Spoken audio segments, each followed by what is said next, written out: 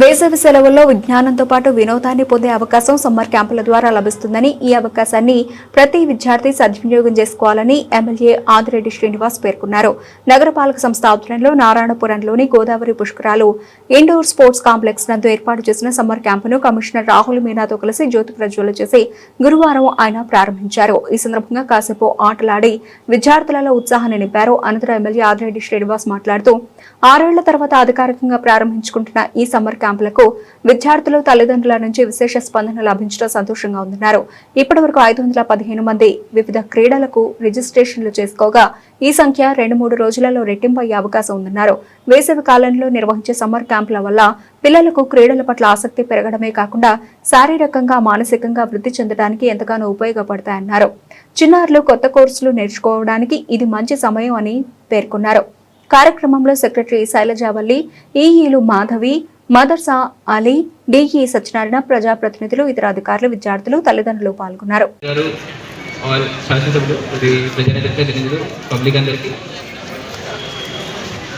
ఈ రోజు నుంచి మనం అదే సమ్మర్ క్యాంప్కి ఇప్పుడు ఆర్ఎన్సీ కార్పొరేషన్ పరిధిలో మనం స్టార్ట్ చేస్తున్నాము. సో దీని గురించి మనము లాస్ట్ 1 మంత్ నుంచి కొంచెం పబ్లిక్లో ఇంత రిక్వైర్మెంట్ ఉంది, అదే డిస్కషన్ జరుగుతుంది. అందరూ ఒకసారి everyone told that this is something that everyone wants. పేరెంట్స్కి కూడా కావాలి, పిల్లలు కూడా కొంచెం అదే ఫ్రీగా ఉన్నారు ఆ టైంలో, కంపల్సరీ పేరెంట్స్కి బాగా కావాలి అని కనుకుంటున్నారు.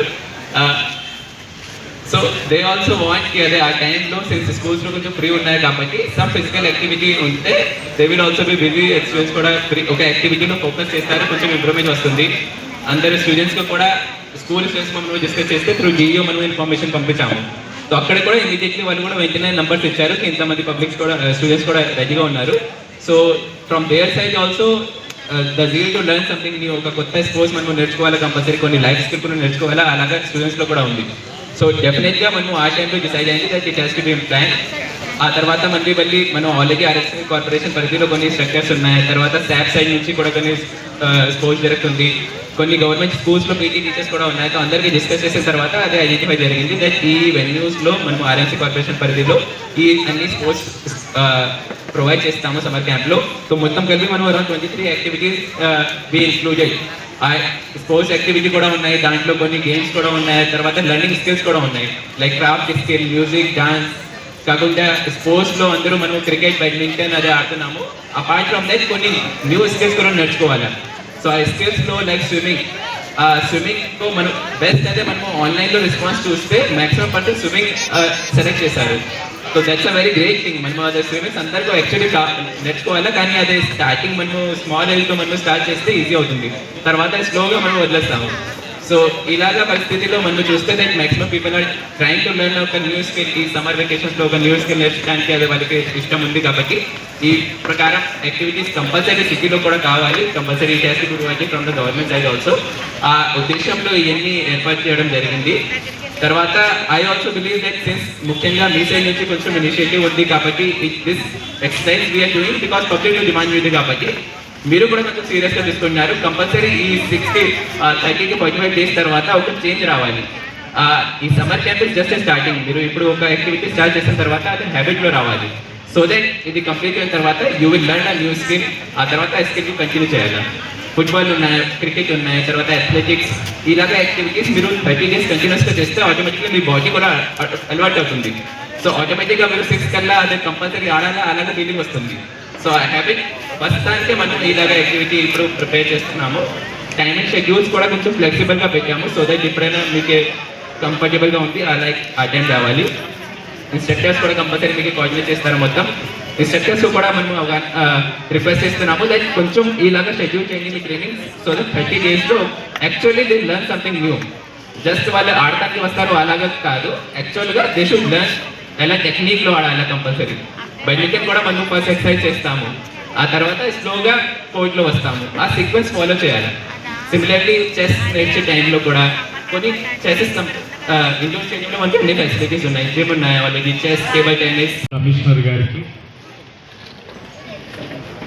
కూటమి నాయకులకు, వేదిక ముందున్న కూటమి నాయకులకు, పిల్లలకు, వారి యొక్క తల్లిదండ్రులకు అందరికీ కూడా నమస్కరించుకుంటూ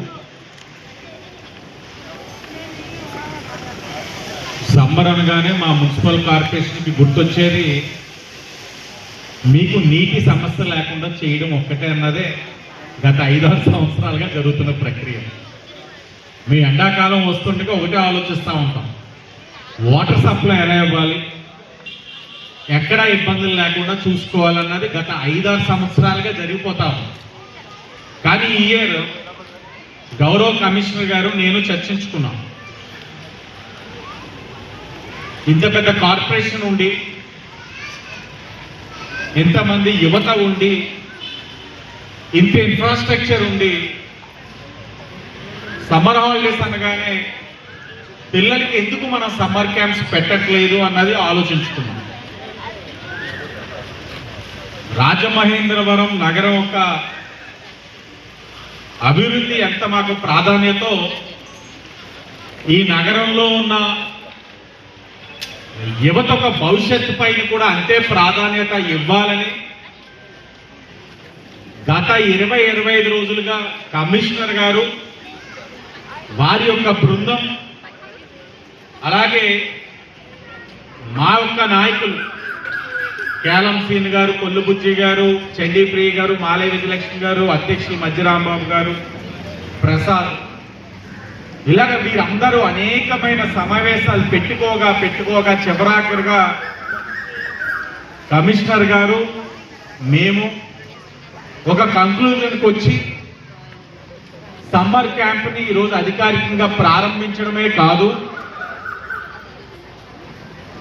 6 సంవత్సరాల తర్వాత ఆర్ఎంసీ అధికారికంగా ప్రారంభిస్తున్న ఈ సమ్మర్ క్యాంప్కి ఇప్పటి వరకు 415 మంది ఎన్రోల్ అయ్యారని చెప్పి ఈ సందర్భంగా మీ అందరికీ కూడా తెలియజేస్తా ఉన్నాం. ఏ ఈవెంట్లో ఎన్రోల్ అయ్యారు, ఎంతమంది అన్నది కూడా ఇక్కడ ఉంది. అధిక శాతం అందరూ కూడా swimming, badminton, cricket, chess, drawing, football, boxing, volleyball, karate, western dance, skating, basketball, ఇలా చెప్పుకుంటూ వెళ్తే ఇంకా చాలా అథ్లెటిక్స్, ఇవన్నిటికి కూడా ఎన్రోల్ అయ్యారు. ఇది ఈ ప్రక్రియ ఇంకా కొనసాగుతూనే ఉంటుంది.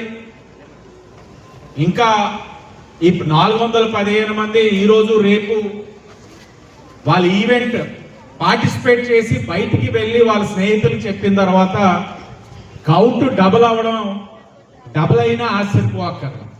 అంటే 415 మంది వచ్చే 3-4 రోజుల్లో 1000 మంది అయినా కూడా ఆశ్చర్యపోక్కర్లేదు. మేము ఈ నెంబర్ కూడా ఎక్స్పెక్ట్ చేయలేదు.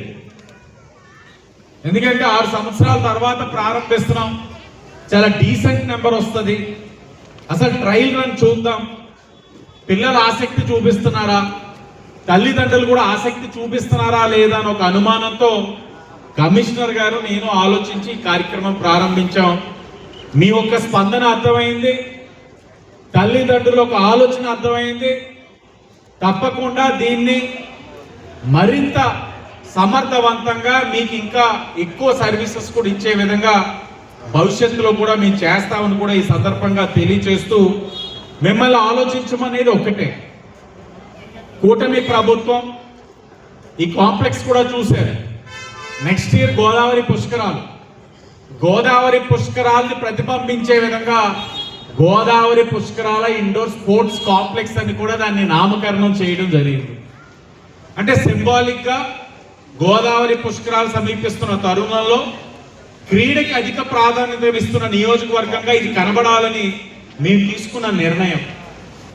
చాలా చక్కగా ఉంటుంది ఈ కాంప్లెక్స్.